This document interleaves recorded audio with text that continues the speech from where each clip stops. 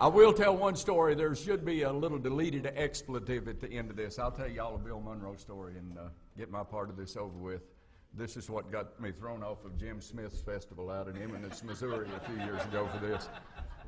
But we had gone to play at the Florida State Fair.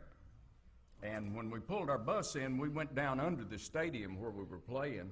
And most of the time, we just came off the bus, you know, ready to play. We were dressed and everything. We didn't really use a dressing room for anything other than a tune-up room when we would get there, especially when we were in close confines like this. Well, we got off the bus, and I was walking with Mr. Bill, and we hadn't been met by the people who were supposed to take care of us, you know, and show us around. So Mr. Bill walks down the hall here, and he sees a dressing room with a big star on it, and boom, he goes right through the door.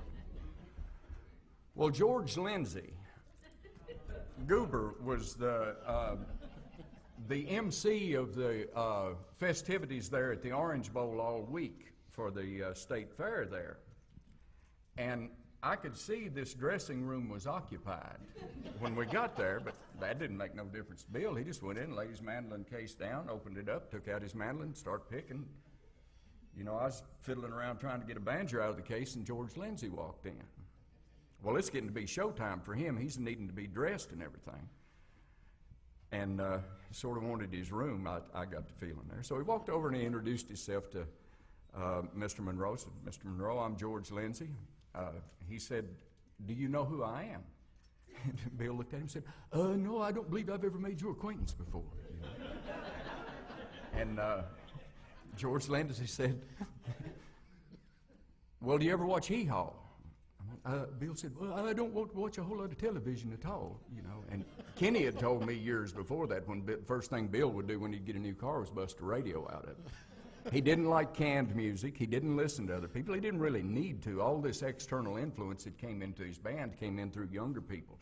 You know, Earl Scruggs brought bebop into it, or that that rhythm that's got that right. You know, and all these people, it's like Lester Flatt came into the group.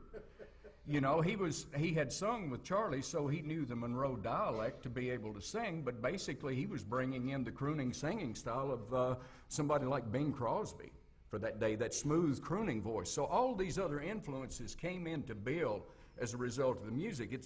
You know, he could just remain isolated into himself, into his own deal. But I'll get back to Goober here. So, because Bill he didn't listen to a lot of, whether it be TV or radio or anything like that. He didn't listen to canned music. I remember we had a bus driver one time that brought a tape recorder on the bus and to listen while he was driving on, and Monroe disabled the tape recorder. After, I think it was Aldridge that did that he brought it in because Bill didn't want to hear that music while he was up there playing solitaire. You know, he's listening to what's going on in his head, obviously. But anyhow, back to Goober. He's run down the thing with Hee Haw at this point, and he finally looks at Bill and he said, well, did you ever see the Andy Griffith Show? And Mr. Bill said, no, I don't believe I ever watched that one either. So by this time, this has gone on for about 5 or 6 minutes at this point, and you know, this guy's trying to clear the dressing room so he can get himself together, and he breaks down, here comes your expletive, and pardon me, but he just finally is so exasperated, he just looks at Bill, he looks at him and he says, I'm Goober, damn it, and this is my dressing room, and I need to get ready for my show. So, anyhow, that's part of the Monroe deal with me. Good luck, y'all.